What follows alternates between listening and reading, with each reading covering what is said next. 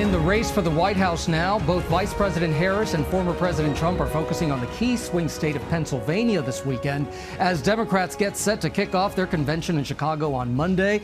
Jay O'Brien joins me live now from Chicago, where the DNC is set to take place. Perry Russom is in Washington. Guys, thank you both for joining us here on ABC News Live.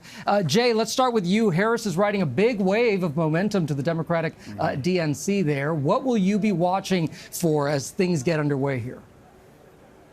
We'll look for party unity, Gio. I mean, remember, this is only a weeks-old campaign. President Biden only dropped out of the race less than a month ago. He will speak on night one of the DNC on Monday and then kind of pass the baton off to the vice president. So watch for, not just in those remarks at the podium that the president will kick off and then the other remarks of the other speakers, but also watch from what you hear from folks down here on the floor about party unity, about how they feel they have coalesced, a lot of Democrats say, around Harris, obviously hurtling towards November. And Perry, it used to be that the opposing party would cede the spotlight during the other's convention. That's no longer the case, right? So what will President Trump be doing during the DNC? Yeah, so early on, it looks like he's going to be focusing on Pennsylvania. He is in Wilkes-Barre today, and then York, Pennsylvania on Monday at the start of the DNC in Chicago. And in York, Pennsylvania, he's going to be talking about the economy. It's a very important state for him in November. He won in 2016, narrowly lost in 2020. And looking at some polling that came out this week from Quinnipiac University, looking at likely voters in Pennsylvania, Harris is up by 3 points, so there's some work for him to do there, Gio. And Jay, Harris is getting some good polling this morning in the Sun Belt states. So what does it tell us? What do these numbers say?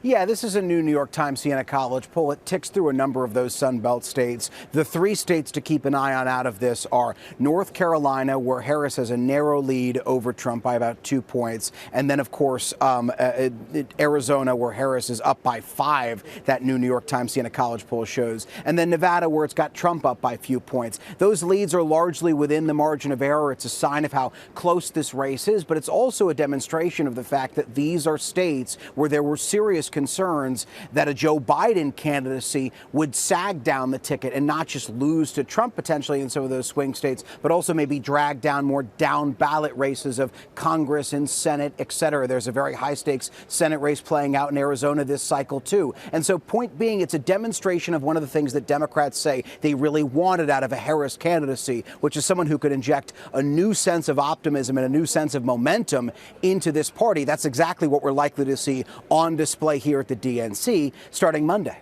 It is so interesting to see how this race has changed. And Perry, Trump has been taking some heat, of course, for comments that he made this week about the Presidential Medal of Freedom. Let's go ahead and take a listen to this.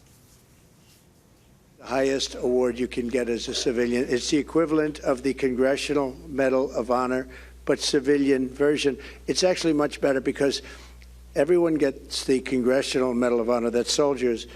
They're either in very bad shape because they've been hit so many times by bullets, or they're dead. And now, Perry, the Trump campaign is defending those remarks. Yeah, right. His candidate for vice president, J.D. Vance, was asked about that yesterday, saying, he wasn't trying to downplay that award that goes to soldiers. He was just trying to give somebody a compliment. But this is a trend that we see with former President Trump, where he has these long-winded remarks where he goes off script and then says something that doesn't really sit right. And then somebody has to clean it up the next day. But as Trump has said, he is who he is. And this is how he's going to be talking to voters, Gio. All right, Perry Russom there in D.C., Jay O'Brien in Chicago. Thank you so much for that. And the Democratic National Convention kicks off on Monday. We're forced to provide full coverage right here on ABC News Live all day long. And be sure to tune in to the ABC News presidential debate, the first between Vice President Kamala Harris and former President Donald Trump, September 10th, right here on ABC News Live.